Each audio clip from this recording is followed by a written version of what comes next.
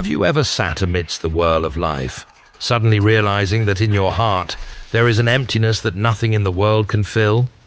A silent longing, as if there is something greater, far beyond what this world can offer.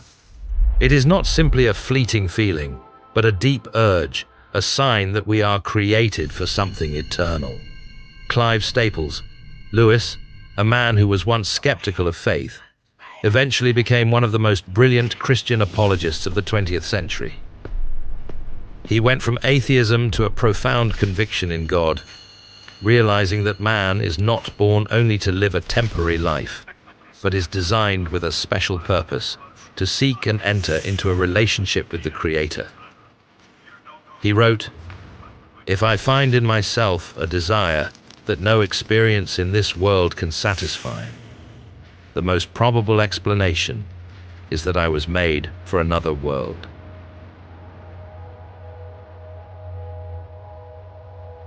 Lewis likens the relationship between man and God to the way a machine operates. A car designed to run on gasoline will not be able to function if used with the wrong fuel. Similarly, the human soul also has its own type of fuel, and only God can fill that void. God cannot give happiness and peace apart from himself, because it does not exist, he emphasized in Mere Christianity. What the world offers, fame, money, status, are all like alternative fuels. They can sustain for a while, but then will deteriorate. We can try to fill life with achievements or pleasures, but in the end, still feel empty, because our souls are not designed to find satisfaction in those things. The Bible has made this clear. He has also set eternity in the human heart. Ecclesiastes 3:11. We carry within us an infinite longing for meaning and eternity, because God has placed it in our hearts. When separated from him, man becomes adrift, confused, unable to find the right path. This is also the reason why many people, despite achieving all that the world promises, fame, wealth, status, still feel lonely and insecure.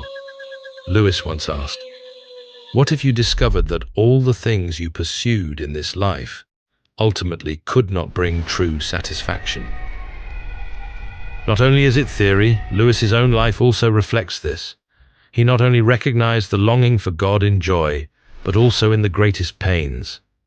When he lost his beloved wife, Joy Davidman, Lewis was in extreme pain. He wrote, in A Grief Observed, "God whispers to us in our pleasures, speaks in our conscience, but shouts in our pains. It is his megaphone to rouse a deaf world. Suffering is not a sign of abandonment, but an invitation for man to seek God. It is when everything else collapses that we realize what is truly irreplaceable." The Bible reminds, "Come to me, all you who are weary and burdened, and I will give you rest." Matthew 11:28. God does not stand afar to watch people suffer, but he calls them to him to receive comfort and peace. Jesus, who suffered on the cross, not only shared the pain of humanity, but also gave them hope of restoration. However, in the process of this trust, waiting is a great challenge. People expect prayers to be answered immediately, but God has his own schedule and plan. Lewis believed that God does not let anyone wait in vain. If he makes you wait, he sees it is for your good.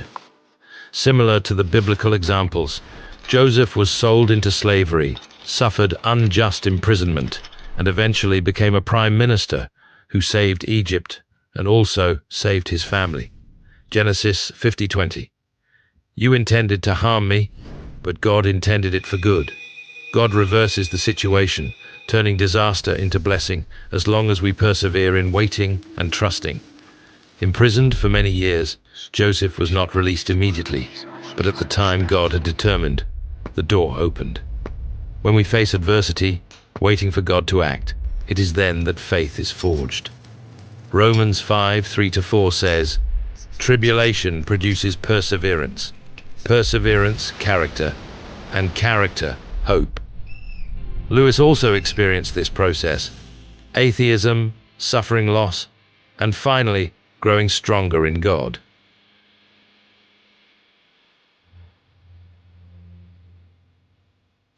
Lewis experienced one of the greatest pains a human can endure, losing the one he loved most. When Joy Davidman passed away, he was not simply a philosopher or a Christian thinker, but a man deeply wounded. He did not hesitate to express his doubts, anger, and pain before God. In A Grief Observed, he wrote, "Grief now felt like a wall. I was up against it. I beat my head against it. There was no way through, and no way round it either. The only way was through it." This is not a complaint, but an astonishing sincerity, a reflection of the emotions that many believers have experienced when faced with loss.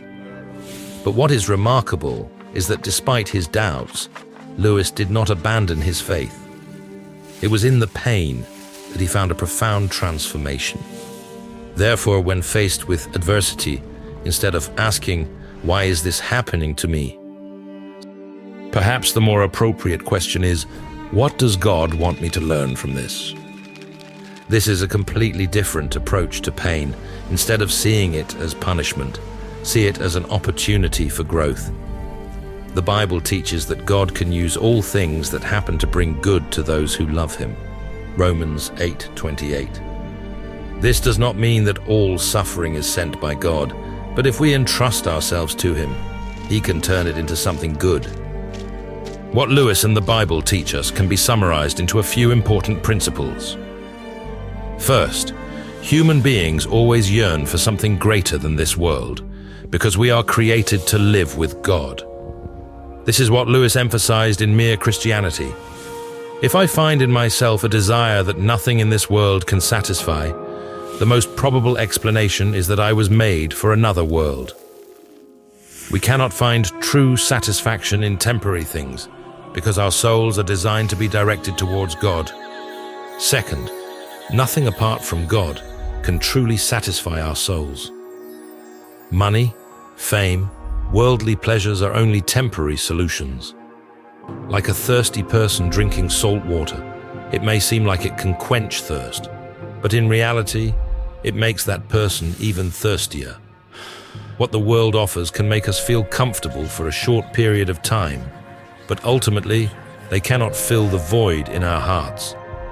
Third, suffering can be a call from God, drawing us back to Him. Lewis wrote, "God whispers to us in our pleasures. He speaks in our conscience, but He shouts in our pains. It is His megaphone to rouse a deaf world." Many people only turn to God when they have nowhere else to turn, and sometimes God allows us to experience hardship so that we realize that only He is a solid foundation. This is also why Matthew 11:28 records Jesus' invitation, "Come to me, all you who are weary and burdened, and I will give you rest." God does not promise that He will take away all suffering from us immediately, but He promises that He will be with us. Fourth, waiting is part of the journey of faith. God has the perfect timing for everything. We often want our prayers to be answered immediately, but God sees farther than we do. Lewis once said, "God does not let anyone wait if it is not good for them." The Bible is full of stories of waiting. Abraham had to wait decades before having a child. Joseph was sold into slavery and imprisoned before becoming the viceroy of Egypt. David had to flee before being made king. In each case, God did not deny their requests, but He has His own timing. Fifth, examples like Joseph, Abraham, and David prove that God turns bad into good. Joseph said to his brothers, "You intended to harm me, but God intended it for good." Genesis 50:20. This reminds us that even when everything seems to be against us, God can still turn the situation around. Not all difficulties are the end. Sometimes they are the stepping stones for us to enter into God's greater plans. Sixth, we may not understand God's plan right now, but that does not mean He is not acting. A child may not understand why his parents do not let him eat candy all day, but the father and mother know that it is good for him. Similarly, We may not understand why God lets us go through difficult times, but we can believe that He is acting for our benefit. We are not perfect yet, but God does not wait for us to be perfect to call, Lewis emphasized.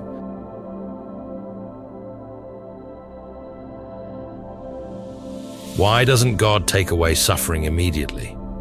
This is a question that not a few people have uttered amidst the most difficult moments. If He truly loves, why does He let humans endure suffering? Clive Staples Lewis once said, "God whispers to us in our pleasures, He speaks to us in our conscience, but He shouts in our pains." It is His megaphone to rouse a deaf world. When everything in life goes smoothly, perhaps we do not feel the need to seek God.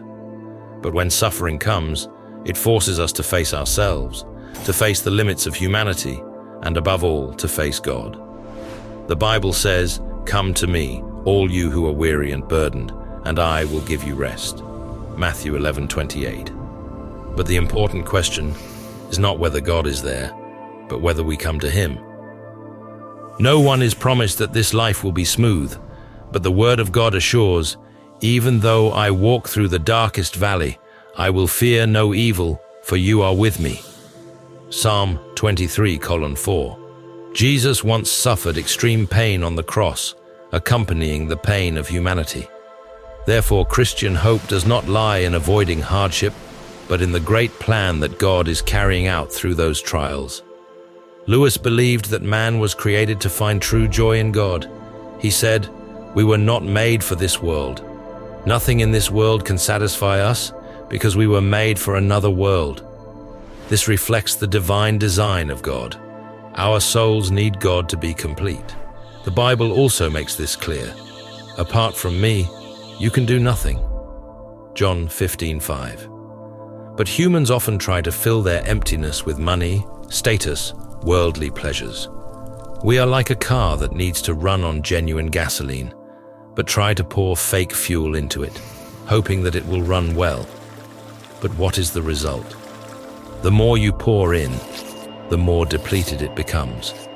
It is worth mentioning that Lewis does not paint a rosy picture of the life of faith. He does not say that following God will not encounter difficulties. In fact, the closer to God, the more we have to face trials and waiting. When we do not receive an answer immediately, we easily ask ourselves, is God silent? But just like a seed needs time in the ground before sprouting, sometimes God's silence is how He works most deeply.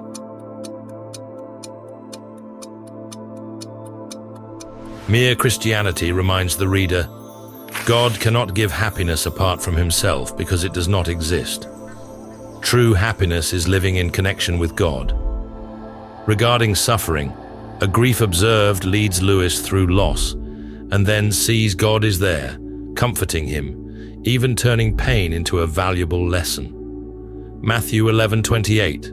Jesus calls the weary and burdened to come, promising rest. Genesis 50:20 affirms He reverses bad intentions, bringing good. Romans 5:3-4 speaks of tribulation, patience, testing, hope.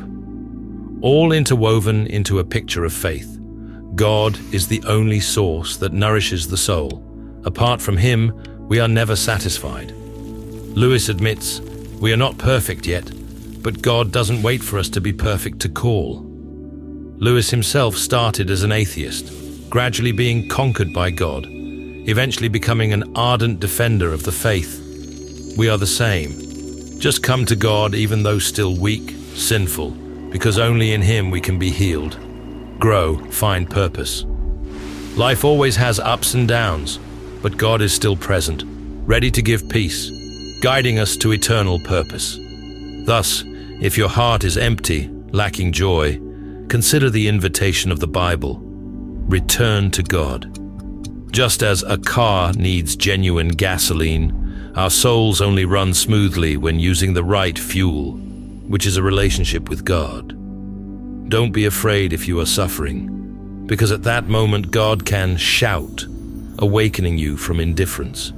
Don't be discouraged because you have to wait, because God has perfect timing. forging our faith through adversity. Joseph, Paul, Lewis, all walked a difficult path before seeing blessings. Finally, Lewis often quotes the phrase, "God shouts in suffering." It is his megaphone to awaken the world. Pain is not God forgetting, but he wants us to reach the purpose, to be attached to him. Trust this.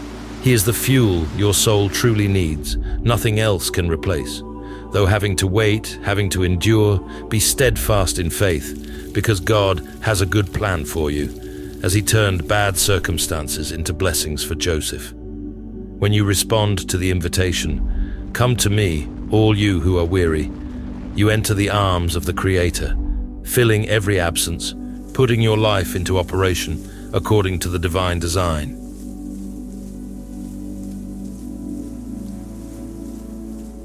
If this story resonated with you, share your thoughts in the comments below. Don't forget to like and subscribe for more in-depth explorations of history. Thank you for watching, and see you in the next video.